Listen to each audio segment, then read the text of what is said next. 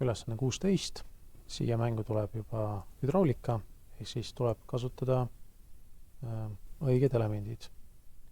Ehk siis meie vaates võtame standardse pumba süsteemi, kus meil on olemas pump, mis genereerib rõhku.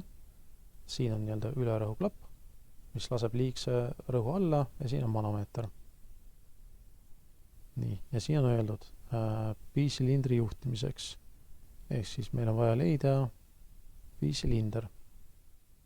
Ehk siis midagi taolist.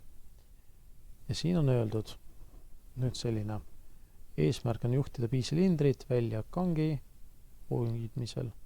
Ehk siis meil on vaja mingisugust kangi, mehaaniliselt arvatavasti juhitavat.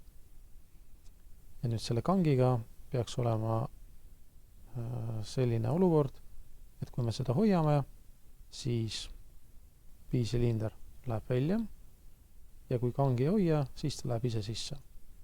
Ehk siis me saame aru, et ta peaks olema vedruga. Selle ventiilil on siis natuke teistmoodi tingmärk. P on nagu pressure, mis läheb B-sse, T on nagu tank, mis läheb tagasi ja A-ühendus ja B-ühendus on siis vastavalt vajadusele. Kui me nüüd käivitame simulatsiooni, siis me näeme, et siit genereeritakse rõhk.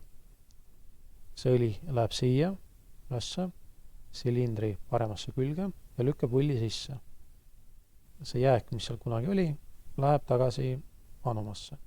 Nüüd, kui me kangi vajutame, siis toimub muudatus. Õli läheb siit vasakult sisse ja lükkab silindri välja. Ja ta läheb välja ja kui ta saavutab maksimumi, siis jällegi genereeritakse rõhk